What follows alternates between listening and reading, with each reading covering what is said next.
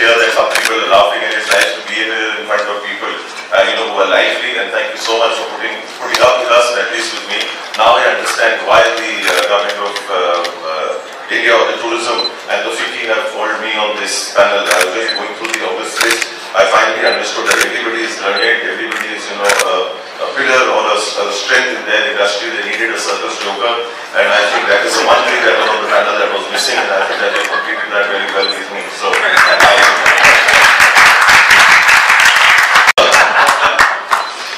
all the people who do not understand Hindi, let me tell you, I think the organizers have done a fantastic job. That every person that is sitting next to you, either on your right or your left, is a translator. Right? So in case when there are beep sounds that come across, make sure that you look right to left and ask your translator to translate for you. So I thank the organizers for putting it and organizing it so well. But coming back onto the topic, and that's one of the reasons why I'm on the right side of the moderator. So, and firstly I have to really begin by saying that it is truly and absolutely a fan moment for me.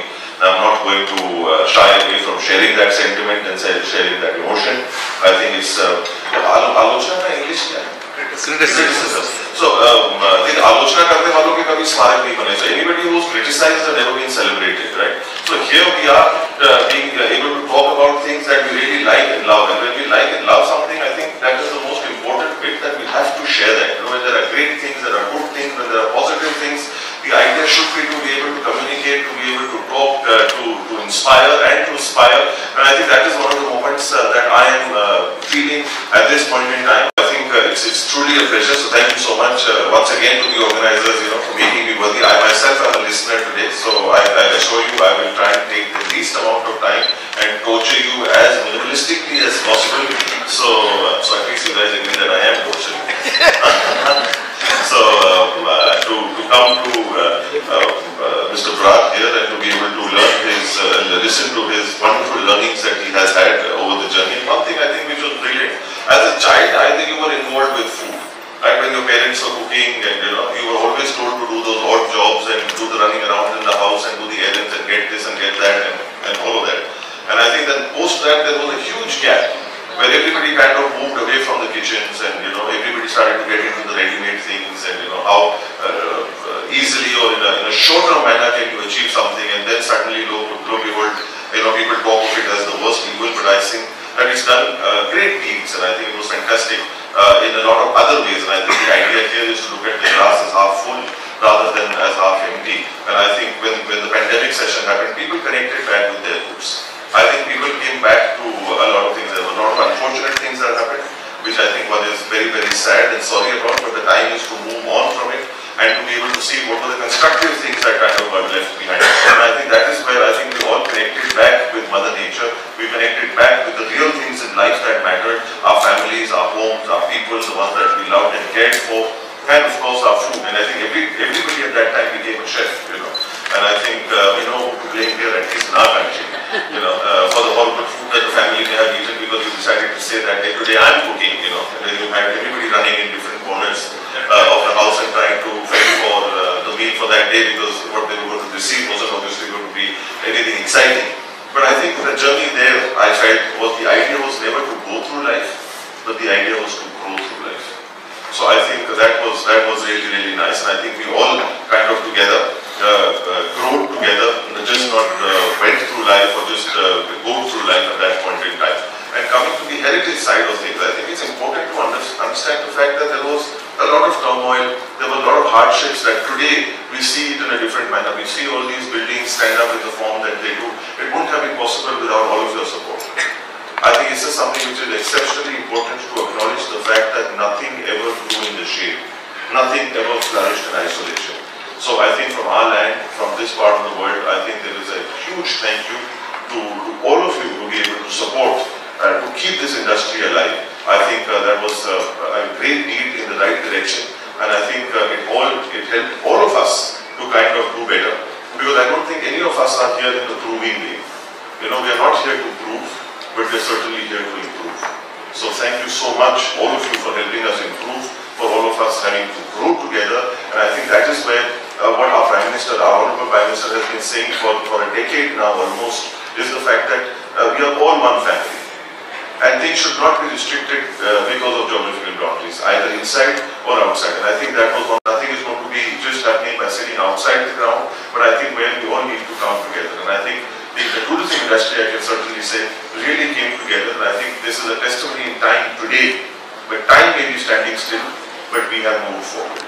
So I think there is a huge gratitude, a huge sense of accomplishment in those tough times.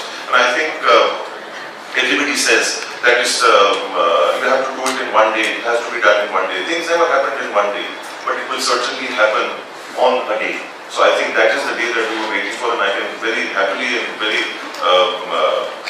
strongly say that, you know, those days are coming, those days are here, that we can now fortunately see with this hall which is absolutely full to capacity, and to see the richness that was being spoken about. And I think it's not about the richness of the materialistic world, but I certainly feel that it's the richness of the kind-heartedness and the fulfillment that people have had towards their responsibility, which has been absolutely fantastic. I think nowhere more do we feel happier and proud to be able to, as it was said, oh, you gave away your palaces. I feel that not giving away our palaces, I don't think gave us that much joy, but giving away our homes to be able to be shared with people from across the globe, I think gave us the greatest joy possible.